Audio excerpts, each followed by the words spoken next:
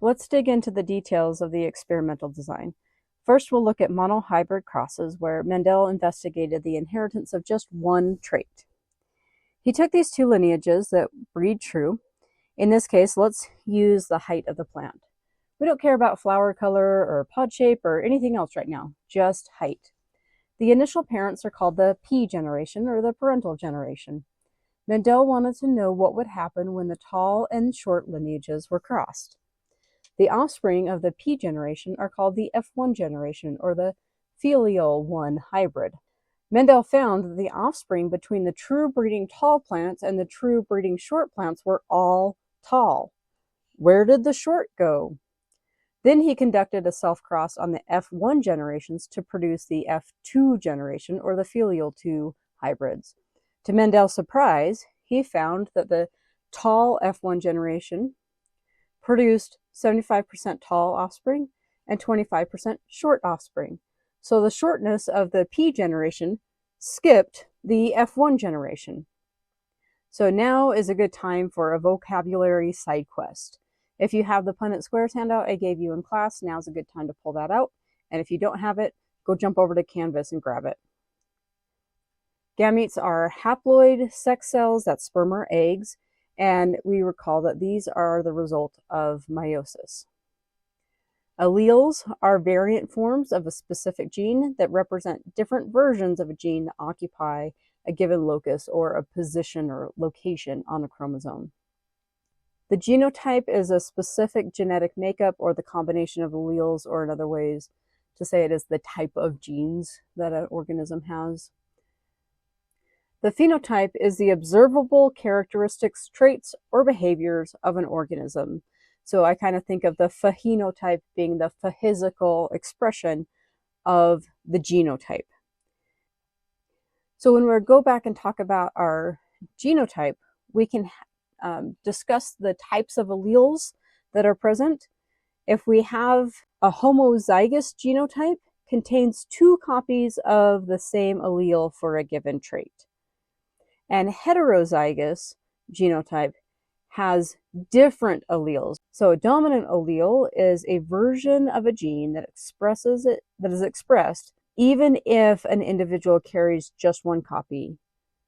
So an organism is going to show the dominant phenotype if it is homozygous dominant, where it has two dominant alleles, or if it's heterozygous, where it has one dominant allele and one recessive allele. A recessive allele then is the version of the gene that is only expressed when an individual has two copies of it, one from each parent. So the recessive allele is the one that gets shushed by the dominant allele. Side quest is complete. Let's go back to Mendel. So it's kind of a mystery that this short trait showed up in the F2 generation, but not in the F1 generation. But now we know that all the tall plants in the P generation are homozygous dominant with the tall allele. When it makes gametes, it can give a big T allele or a big T allele. And the short plants back in the P generation are homozygous recessive with two recessive alleles, so they can only make gametes with little t's. Therefore, their offspring can only inherit a big T from the tall plant and only inherit a little t allele from the short parent. Therefore, all of the offspring will have the genotype of big T, little t, or heterozygous. When these plants undergo meiosis, then, they can give their gametes as a big T or a little t.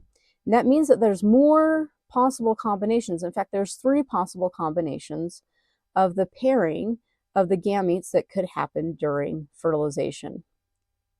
First, we could have a gamete with a big T from one parent fused with a big T gamete from the other parent. Second, we could have a gamete with a big T from one parent fused with a little t gamete from the other parent, resulting in an offspring having a big T, little t genotype or being heterozygous. And finally, we could have the gamete form a little t fused with the little t gamete from the other parent, resulting in the offspring in the F2 generation having a homozygous recessive or little t genotype. And this is where we get the expected or theoretical 3-to-1 phenotype ratio 3 tall plants, 1 short plant for our monohybrid crosses.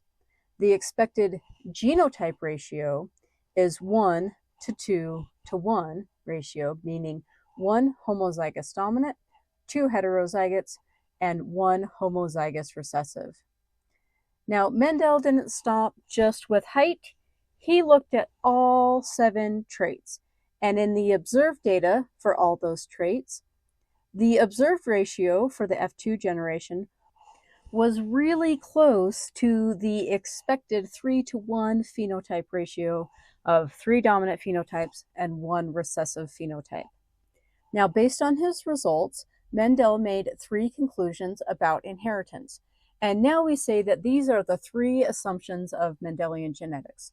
1, traits come in 2 forms, dominant and recessive. 2, each individual carries 2 forms of the genes that we now call alleles. And 3, that these 2 alleles separate during gamete formation, so each gamete has 1 allele. And this now sets us up so that we can talk about Mendel's law of segregation, which says that 2 alleles separate or segregate during gamete formation, so each gamete has just 1 allele. Now that we know about meiosis, we know that this occurs during anaphase 1 of meiosis when those homologous chromosomes split.